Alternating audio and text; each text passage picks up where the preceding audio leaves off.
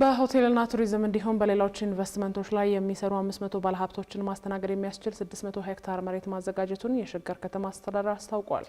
ከዚሁ ከተዘጋጀው መሬት ውስጥ እስከ 15000 ካሬ ሜትር የመሬት ይዞታ በሆቴልና ቱሪዝም ለሚሰማሩ ባለሀብቶች የተዘጋጀ ስለመሆኑ የከተማ አስተዳደሩ አስታውቋል። የከተማ አስተዳደሩ አክሎም ዛሬ ባዘጋጀው የቱሪዝምና የሆስፒታሊቲ ፎረም ላይ ሲሆን ያለውን የመሬት ሀብት ከባለሀብቶቹ በጋራ በማልማት የከተማዋን የቀጣይ ዓመታት ገቢ 150 ቢሊዮን ለማድረስ ማቀዱን ገልጿል። ዘገባው የፍስሐ ደሳለኝ ነው። በኢትዮጵያ አዘጋጅነት እስከ 70 ሺህ ተሳታፊዎች ይታደሙበታል ተብሎ የሚጠበቀው ዓለም አቀፉ የኮፕ 32 የአየር ንብረት ለውጥ ጉባኤና የሸገር ከተማ ዝግጅት በሚል የከተማ አስተዳደሩ በዛሬው ዕለት የምክክር መድረክ አካሂዷል። በዚሁ የውይይት መድረክ በሆቴልና ቱሪዝም አገልግሎት መስክ የተሰማሩ ባለሀብቶችና የፋይናንስ ተቋማት ተወካዮች የተገኙ ሲሆን በመዲናዋ ያሉ የኢንቨስትመንት አማራጮችን የተመለከተ ገለጻ ተደርጓል። በመድረኩ ገለጻ ያደረገው የከተማ አስተዳደሩ እንደ ኢሮፒያን አቆጣጠር በ2027 በአዲስ አበባ የሚካሄደውን የአየር ንብረት ለውጥ ጉባኤ እንደ ምቹ ሁኔታ በመጠቀም ሆቴሎችንና ሪዞርቶችን ለሚገነቡ ባለሀብቶች መሬት ማዘጋጀቱን አሳውቋል። የከተማ አስተዳደሩ በሆቴልና ቱሪዝም ስራ ለሚሰማሩ እስከ 15000 ካሬ ሜትር መሬት እንዲሁም በሌሎች ኢንቨስትመንቶች ላይ የሚሰማሩትን ጨምሮ በአጠቃላይ 500 ባለሀብቶችን ማስተናገድ የሚያስችል 600 ሄክታር መሬት ማዘጋጀቱን አሳውቋል። መጀመሪያም ጀምሮ የሆቴል ቦታዎችን ለይተናል፣ የሎጅ ቦታዎችን ለይተናል፣ የቱሪዝም መዳረሻ ቦታዎችን ለይተናል። እነዛ ስላሉን አሁን ዛሬ ያካሄድ ነው ከባለ ሀብቶች ጋር በዚህ ደረጃ ዝግጁ ነን። ስለዚህ ከዛሬ ጀምሮ የምትመጡ ከሆነ ከ600 በላይ ሄክታር መሬት አዘጋጅተናል። 500 በላይ ባለ ሀብቶችን መቀበል እንችላለን።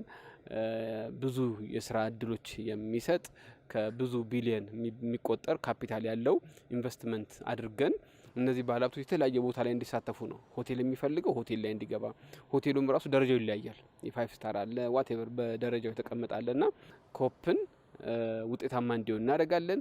በዚህ አጋጣሚ ደግሞ ከተማችንን ዘመናዊ እናደርጋለን የሚል ስራ ለማስተዋወቅ ነው ዛሬ ፕሮግራሙን ያዘጋጀ ነው። ከሁለት ዓመታት በኋላ በአዲስ አበባ ለሚካሄደው የኮፕ 32 የአየር ንብረት ለውጥ ጉባኤ ምን ያህል ሆቴሎችና ሪዞርቶችን ለመገንባት አቅዳቸዋል? እንዴትስ ማድረስ ይቻላል ስንል የጠየቅናቸው ከንቲባው ቀደም ሲል የተጀመሩ ሆቴሎችና ሪዞርቶች ስለመኖራቸው ገልጸዋል። አሁን በቅርቡ ያስጀመርናቸው ካየህ በቁጥር ራሱ ወደ ፉሪ አካባቢ ኬፕ ሆቴል የሚባል አለ። በጣም ዘመናዊ የሆነ ሆቴል ነው። ወደ መልካኖኖ አካባቢ አፍሪካ ቪሌጅ ብለን የጀመርነው አለ። በቀለ ባሌማ የሚባልም አሉን። አሁን በቁጥር በጣም ትንሽ ናቸው ያሉን። ስለዚህ እኛ ምንድነው ማድረግ የፈለግነው ለሚቀጥሉት ከ1 አመት እስከ 2 አመት ውስጥ ባሉት ውስጥ በባለሀብት ደረጃ ከ500 በላይ ባለሀብቶችን እድል ለመስጠት ነው የምንፈልገው። እዚህ ውስጥ ግን እነሱ በሚፈልጉበት መንገድ የሆቴል አልጋውን በእያንዳንዱ ሆቴሎች ስለሚለያይ በጠቅላላ እስከ 500 ባለሀብቶችን እድል እንሰጣለን ብለን ነው የምናስበው። ባለፈው አመት ራሱ ከ60 ቢሊዮን ብር በላይ ባንኮች ሸገር ውስጥ ላሉ ባለሀብቶች አበድረዋል። እንደዚህ አይነት ብድር ምናልባት አዲስ አበባ ውስጥ ሊቻል ይችላል፣ ሌሎች ቦታ ላይ የማይቻል የማይጠበቅ ነው። ስለዚህ እኛው ምንድነው እያደረግን ያለ ነው? ዛሬም ራሱ የተወያየ ነው። የባንክ ማናጀሮችን ዛሬም ጠርተናቸዋል። የባንክና የባለሀብት ግንኙነት እያጠናከርን ነው ያለ ነው።